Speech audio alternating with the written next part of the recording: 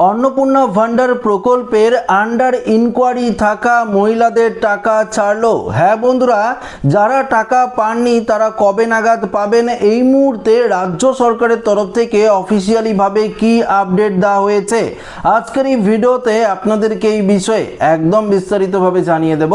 তো আশা রাখবো ভিডিওটিতে আপনারা প্রত্যেকেই প্রথম থেকেই শেষ পর্যন্ত সঙ্গে থাকবেন।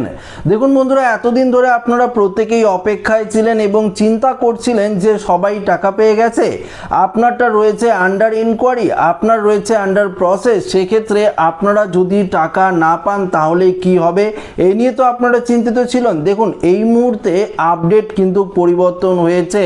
আপনাদেরকে বলেছিলাম 15 তারিখের পর থেকে স্ট্যাটাস পরিবর্তন হতে শুরু করবে, তেমনটাই কিন্তু শুরু হচ্ছে। এই মুহূর্তের আপডেটে কি বলেছে সেটাই আপনাদেরকে একদম বিস্তারিতভাবে জানিয়ে দেব, তাহলে আপনারা বিষয়টি পরিষ্কারভাবে বুঝতে পারবেন।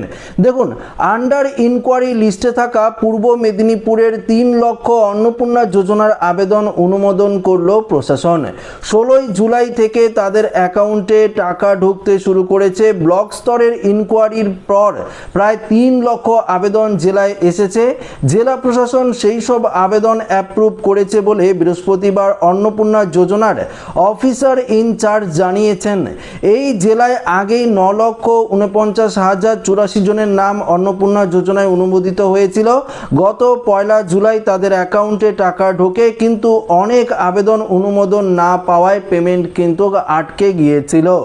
এ নিয়ে বিভিন্ন জায়গায় বিস্তর ঝামেলা হয়। হলদিয়া বিডিও অফিসে বিক্ষোভ হয়।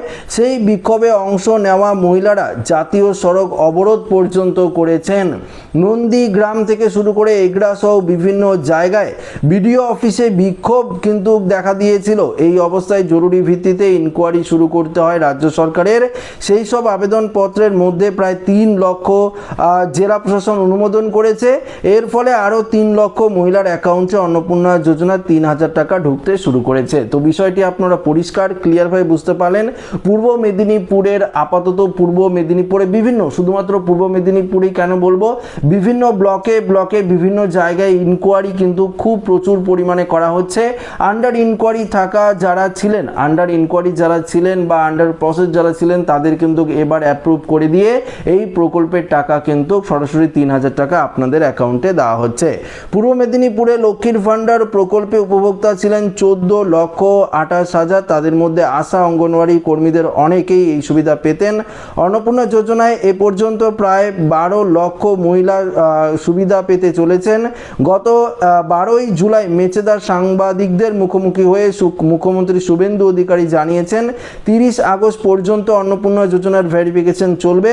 এই স্কিমের জন্য যোগ্য বিবেচিত হলেই কিন্তু আপনারা পাবেন, অযোগ্যরা এই প্রকল্পে কোনো রকম সুবিধা পাবেন না। ইতিমধ্যেই প্রত্যেক বিধানসভায় গড়ে 35 থেকে 40 হাজার মহিলা এই সুবিধা পেয়েছেন। এই স্কিমের জন্য যারা যোগ্য তারাই কিন্তু সুবিধা পাবেন, এটা কিন্তু স্পষ্টভাবে জানিয়ে দিয়েছে মুখ্যমন্ত্রী শুভেন্দু অধিকারী।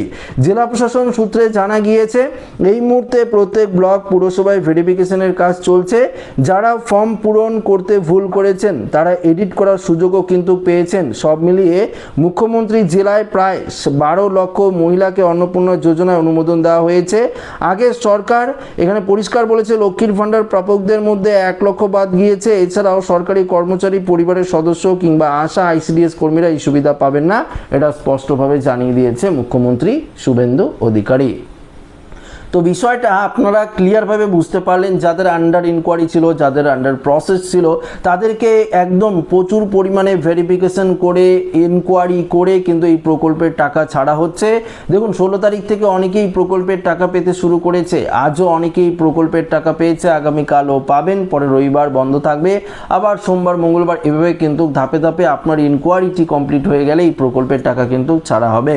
তো কেননা এই প্রকল্পে এখনো পর্যন্ত প্রচুর মহিলা রয়েছে যাদের ছোটোখাটো ভুলের কারণে টাকা আটকে গিয়েছে বা ইনকোয়ারিতে রয়েছে, তাদের সমস্যাগুলো সমাধান করে এই প্রকল্পের টাকা কিন্তু ছাড়া হচ্ছে।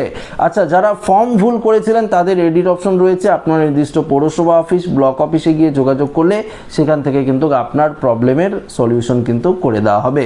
তো আশা রাখবো ভিডিওটি প্রত্যেকের ভালো লেগেছে। ভিডিওটি ভালো লাগলে লাইক করবেন, বন্ধুদের সাথে শেয়ার করবেন, নতুন হয়ে থাকলে চ্যানেলটিকে সাবস্ক্রাইব করে আমাদের সঙ্গে জুড়ে থাকবেন।